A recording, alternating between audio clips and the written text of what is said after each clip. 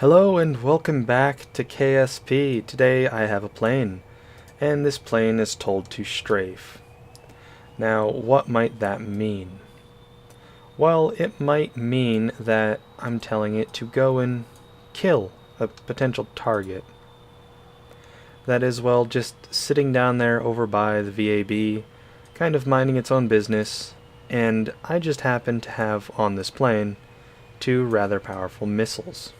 And assuming these missiles don't accidentally collide with the plane, well, we should see some explosions. And let's see if they hit. Looks like this one's going to be dead on.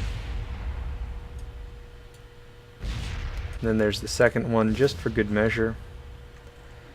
And I actually think the plane just crashed its program because it lost its target. It did actually, so I'll take control of this plane. And the plane, what it typically does is if it's at least 5 kilometers away from a target, it'll try to find one. And meaning that, well, there's another one over there. I could set it to that, but I don't think it's necessary.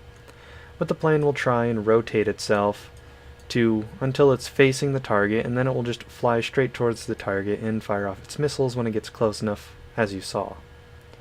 So how about I guess I'll show off some of this rotation that this thing has, and I'll be back in just a sec when I get that plane back in the air. Alright, so we have our plane back in the air, and I'm just going to run the code.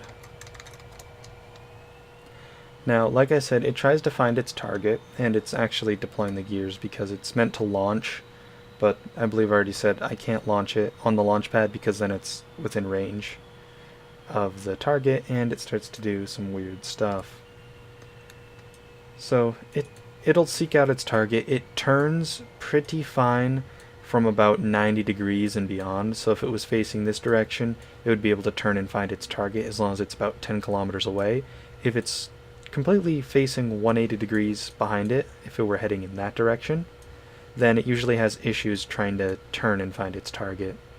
And I've tried to script in a way for it to just turn with complete manual control from my part, just telling it exactly when to put like pitch and yaw, and it still has issues. So we haven't fired yet, and that's because I didn't set the missiles, so I just grabbed the action group and set the missiles, and it looks like we had a hit. Alright, so we have our plane here, and this time it's got a couple of Gatling guns on it with some ammo packs. Now this plane is meant to do a strafing run, and I believe I've been able to refine the code to the point where it will work now. And this is the literally 50th test, but this is the first test where I believe it will actually work successfully. But of course, something could go terribly, terribly wrong. So I'm actually going to enable the guns and just be ready to fire them. Now, machine guns can't be fired with an action group, which means I have to actually fire them manually, assuming this thing's going to work. So at 2.5, we should face the target, and the engine should calm down.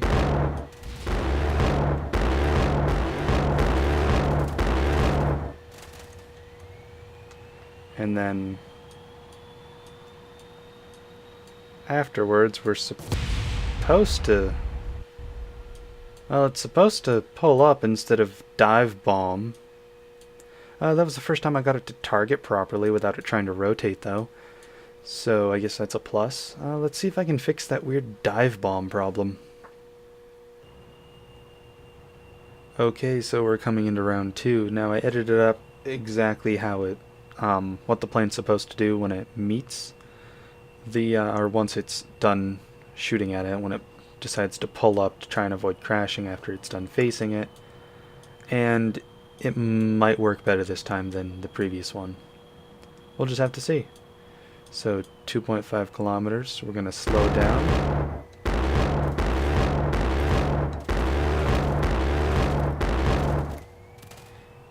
Aim at the target. And here's just the issue. Alright, we're getting closer to our target. And I'm not sure if you've noticed, but when it's on its autopilot mode, it changes, the thrust actually is changing quite constantly as well as the pitch angle, and that's just to keep it at a specific altitude I've set as well as a specific speed. So it's just kind of automatically checking to make sure it doesn't get too much out of hand. So we're coming in for another strafe, usual height, and if we don't pull up correctly, it looks like we're going to hit the VAB at this angle, so let's hope for the best, I guess.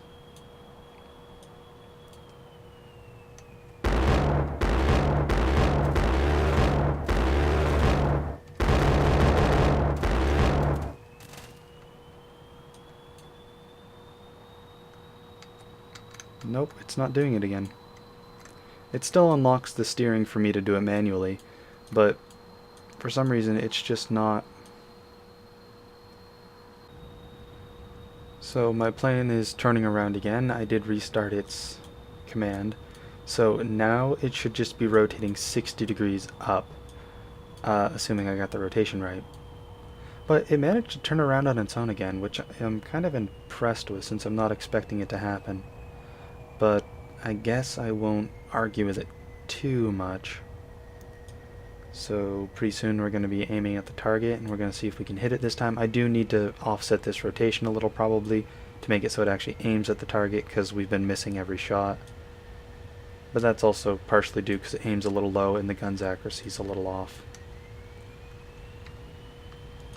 Okay then. So I can say one thing.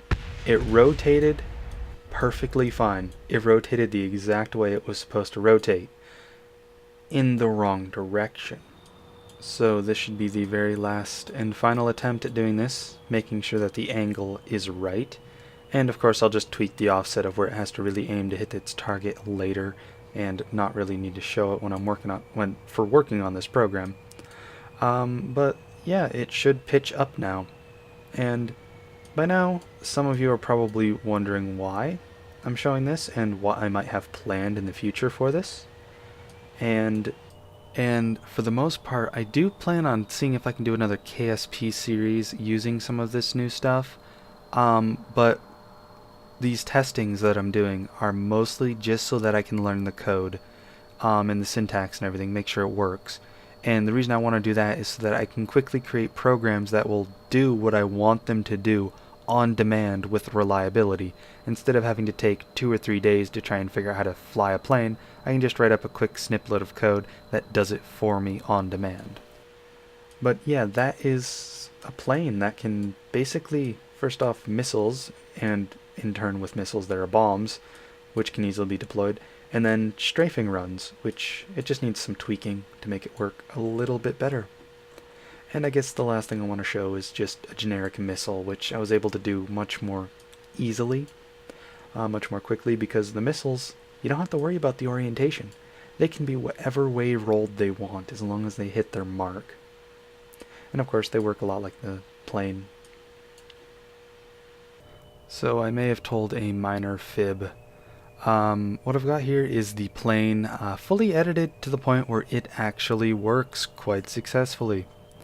And you can see coming in yet again another strafing run. Big surprise on what's going on. This time it's about half a degree offset aiming up. It's too much, which means I need to go and put it between 0 and 0.5 to kind of somewhere in between there that'll make that angle actually alright. But now you can see, aside from being able to aim and pull up after hitting its target, it now can fly up and turn. And as you can see, it's just turning in the opposite, or basically the direction it came from. And then it's going to just move on out and it will turn around and come back. Now, I'm just taking control of it a little bit to try and demonstrate something, but try and get an idea of how I might need to rotate it to fix the issue, and also to bring it around faster so we don't have to wait for the code to do it itself. Even though the code will, it'll just move 15,000 meters away versus being able to turn around really fast. Kind of show this all in one. But for the most part, I'm not flying this plane. The only thing I'm doing is hitting my fire key for BD Armory, which is of course firing the Gatling guns. And right now I'm trying to check where my aim is, and it is a little bit high. But yeah, that's pretty much the only control I've been for this plane. Besides that one instance where I unlocked it for controlling it, everything else it's been doing it by itself. And at this point, since this is now post-commentary, I've actually managed to get it to where it will constantly move around the same target within about an 8-kilometer radius, and shoot at it when it gets the chance, or at least aim at it. It can't necessarily shoot without a pilot. So now I have that rocket I was talking about. Now, it's not really a missile on its own accord.